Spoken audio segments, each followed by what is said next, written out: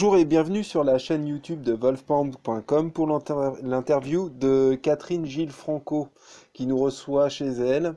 Donc bonjour Catherine Bonjour. et merci de nous recevoir chez toi. Donc tu es artiste peintre. Donc on s'est rencontrés lors de ton exposition Fragments d'Égypte au Centre culturel égyptien à Paris. Oui, Donc, c'est exact. où là tu exposais tout ton trajet que tu as fait en Égypte, Oui, 10 ans d'Égypte. Je suis allée pendant 10 ans là-bas. 10 ans, et tu as fait des peintures de tout ça. Oui, j'ai vécu avec les Égyptiens, dans la vallée des Nobles, dans un petit village, Gourna. J'aimais beaucoup aller là-bas et j'espère avoir pu traduire tout ce que j'ai ressenti là-bas. Oui, parce que, on en parlait, tu recherches surtout d'une part un peu les souvenirs et puis les émotions, tu essayes de les traduire sur tes toiles. Voilà. Et donc ça, c'est venu de ton trajet, en fait, si tu peux nous dire ton trajet. Mon trajet, mon père était peintre catalan, venu en France suite à la guerre d'Espagne en 1936, et républicain espagnol. Donc j'ai toujours vécu dans une ambiance de peintre. À la mort de mon père, j'avais 16 ans, j'ai commencé à peindre et je faisais beaucoup de portraits à l'époque. Mhm. J'avais chez les bourgeois de Boulogne et je peignais les enfants, et voilà. Et aussi, j'étais très inspirée par l'atmosphère de Boulogne, la lumière qu'il y a là-bas. Mon père aussi avait été attiré par cette lumière et c'est pour cela qu'il était resté à Iquia, un petit village où il a vécu. Il y a d'ailleurs une place Gilles Franco dans ce petit village, Mhm. village de pêcheurs. Et un peu comme Turner, qui a été aussi très très attaché à cette région et qui aimait beaucoup la lumière. Et voilà, donc là c'est une peinture avec des chalutiers à Boulogne-sur-Mer. Oui, alors on la montrera et puis tu la mettras vous pourrez la mettre, vous pourrez la voir sur Facebook ou sur Wolfband ou sur le compte de Catherine, sur le compte Facebook. Oui. Vous l'aurez un peu plus. Donc, en fait, c'est presque on dirait ce tableau, on dirait un peu une aurore boréale qui passe au milieu des bateaux. Est-ce que il n'y a pas eu à ce moment-là, je pense qu'il n'y a pas eu d'aurore boréale, mais Mais il y avait une lumière très spéciale ouais, qui attirait beaucoup de peintres dans le Pas-de-Calais. ouais. Il y a eu beaucoup de peintres là-bas. Et c'est, et c'est, et C'est c'est, cette lumière un peu justement tamisée avec euh, oui, c'est assez difficile. voilà. Par contre, tu arrives bien à la retransmettre. Oui. Donc, combien de temps tu as mis pour retransmettre un peu cette C'est émotion? très, très, très différent. On peut peindre en 1 heure une peinture, la Ouais. réussir, et quelquefois pendant des Mm. semaines patauger dans nos couleurs et rien au bout et devoir abandonner. Ouais, C'est très, enfin, mais je pense que ce travail qu'on fait comme ça peut servir pour une autre fois où on fait en 1 heure un tableau. Voilà. ouais, Le temps ne compte pas. c'est-à-dire que tu vas te servir justement de ces heures passées à Ouais, chercher une telle ou telle couleur. voilà, Et lors de ce passage, tu vas trouver des couleurs qui vont te servir pour quelque chose d'autre. voilà, D'accord. voilà. Et au niveau quand tu peins, tu peins directement c'est-à-dire que tu te mets en face de la lumière ou tu fais ton croquis, ton processus de création, Je fais souvent des croquis sur place, figuratifs, et après je retransmets en atelier. D'accord, d'après ce croquis et d'après mon souvenir, voilà. Et c'est toujours très direct sur la toile. d'accord, Je ne fais pas un dessin sur la toile, c'est directement avec mes couleurs et ma peinture. d'accord. Et donc après ces tableaux qui représentent les, les premières années de réelle peinture, Oui, tu es passé à de l'art abstrait. oui, j'ai eu une période abstraite,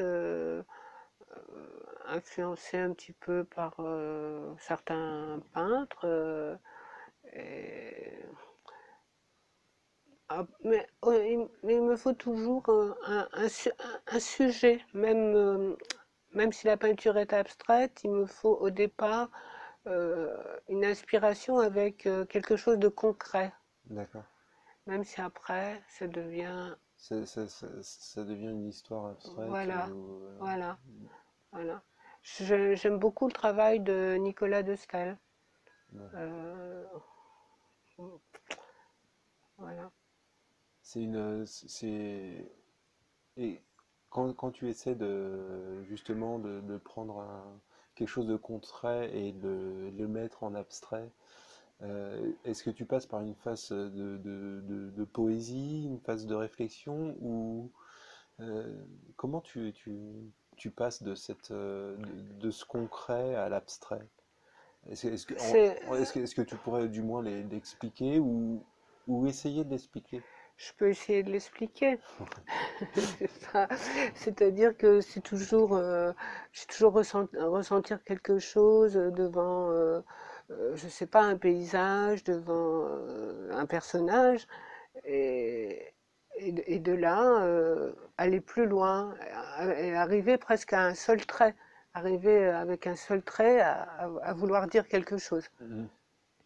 C'est pas toujours facile. C'est pas toujours facile, mais Voilà, voilà.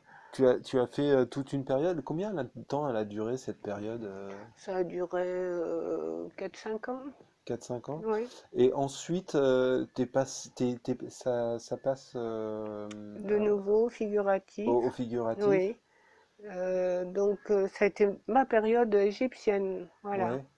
En- Alors, cette en- période ici, égyptienne, elle a 10 ans, c'est-à-dire en 2006. C'est 2000, j'ai dans commencé les... en 2000. J'ai Ouais. commencé en 2000 et ça a duré une dizaine d'années, Mhm. puisque je suis allée une dizaine d'années en Égypte. Donc, c'est tout ce travail de 10 ans d'Égypte. Et maintenant, de nouveau, j'ai abandonné l'Égypte, puisqu'il y a eu cette révolution en 2011 où je me suis trouvée bloquée là-bas, Ouais. puisque ça fait partie enfin, du contexte, et- et je ne suis pas retournée depuis. Alors, toi, t'étais au niveau au niveau bas de l'Égypte, Luxor, c'est ça? Oui, Euh, est-ce qu'il y a eu, est-ce que l'impact est descendu jusqu'à Luxor? Parce que c'est pas près de Luxor, il faut savoir, c'est pas près de la c'est capitale. pas près de la capitale, c'est surtout la capitale où ça a été terrible, où il y a eu Oui, 2000 morts sur la place Tahrir. Nous, on a eu la bibliothèque Mitterrand, pas Mitterrand, Moubarak, pardon, qui a été brûlée à Luxor. d'accord. Quelques manifestations, mais pas de morts, Ouais. pas comme sur la place. C'est surtout en fait au Caire où ça s'est passé, où ça a Ouais. été le plus terrible. Voilà. Donc, Mais le pays a été paralysé. Le pays était paralysé puisque les avions ne circulaient plus. Voilà. toi, tu as laissé, ce que tu me disais tout à l'heure, t'as laissé enfin, il y a beaucoup d'œuvres à toi qui sont J'ai encore. laissé beaucoup d'aquarelles, de dessins, puisque c'est d'après cela que je travaille après quand je rentre en France pour faire mes peintures. Je les ai laissés là-bas. Bon, mais ça profitera à d'autres, j'espère. Et donc là, ensuite, alors on montrera, on va montrer sur les pages Facebook tes autres tableaux. Donc, là, tu reviens, enfin, tu fais sur le Père Lachaise. Enfin, C'est surtout les arbres. les arbres, C'est les arbres. surtout les arbres. Les arbres qu'on détruit, les forêts qu'on détruit. C'était ça mon thème. Et comme cette toile que tu peux voir, Oui, oui, c'est ça au départ. ouais. Et là, le Père Lachaise, ça fait partie en fait de la mort, hein, Mm. et la mort des arbres, la mort des... Voilà, Et là, par contre, c'est des paysages qui sont hiver, oui, qui sont en hiver. en hiver, Et oui, c'est puisqu'il vrai que n'y a plus de feuilles. ouais, quand il y a plus de... Et par contre, c'est très vivant le Père Lachaise quand c'est en été.